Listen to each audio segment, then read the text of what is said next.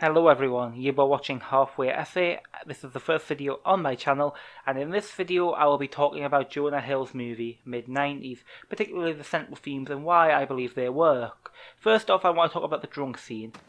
Talk to me! What the fuck are you doing? You're a pathetic, lonely faggot. What the fuck did you just say to me? You have no fucking friends. You get no fucking pussy. I'm not fucking taking your shit. This scene is the most important in the movie for one reason. It shows that Stevie truly has changed. We see him as a sweet, awkward kid at the start, but then he hits his head, which I assume the trauma damaged his brain.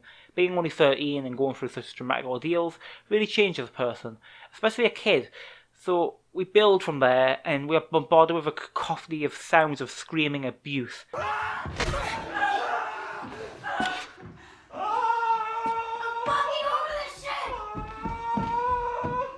I'd like to point out that this movie has a lot of scenes where everything is almost silent, but this is the most important one in terms of character, as it perfectly sums up Stevie and Ian's relationship. I also believe that the slow scenes contrasting the fast-paced story is deliberate. This movie is quite short, it's 1 hour 25 minutes, and Jonah fits a lot of content in that small time frame.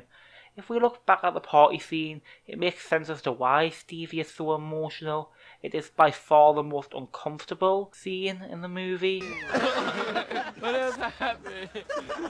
She was like touching my dick. The dramatic irony just kills me here. The fact that this older girl manipulates this child in the way that she did.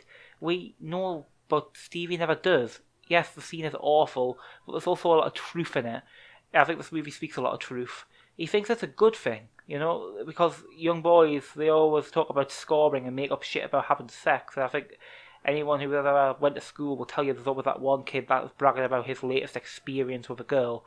So I think it's good that the movie shines a light on that. Yes, this movie is very hard to watch at times. It's still a great film, and we need more films like this to shine light on the topics, the sensitive issues that no one wants to talk about because they're hard.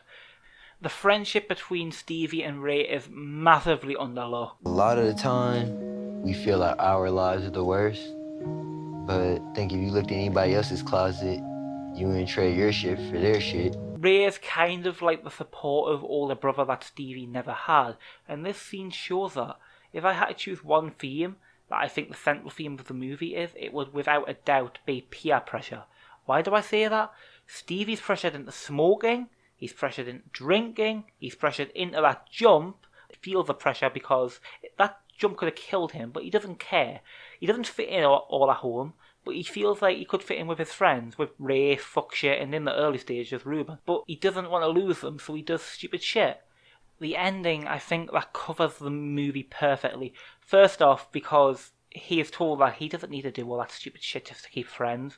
Because despite being a depressing as fuck movie that is for some reason listed under the comedy category, it shows all the good moments, all the happy moments he had with the gang, not the racism. Think you are? Hey, the little nigga with the Toys R Us badge, come here. You can't say nigga, I don't think. Get the fuck out of here. What the fuck is wrong with you? Don't, you know that's... So I suppose that the true message behind the movie, at least the one that I took away from it, was, yeah, life is hard, but that's what makes the good moments worth more.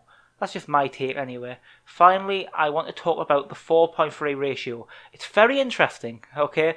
The first thing I was taught, and I don't know if this is common knowledge outside of the cinema world, but no one wants you to shoot a movie in 4:3, because there are not a lot of movies that would have made money in that ratio. In fact, the only really successful movie that I can think of, and that Jonah actually said, was Grand Budapest Hotel, which uses it as a narrative device. In interviews, Jonah Hill has talked about the difficulty convincing A24 to allow him to shoot in this perspective, but I'm glad that it got approved because it really gives the movie a feeling of uniqueness. Thank you all for watching. I will try to make better video essays as I go along and learn stuff, so thank you again, and if you enjoyed, please like, subscribe and share with your friends because I would really appreciate it.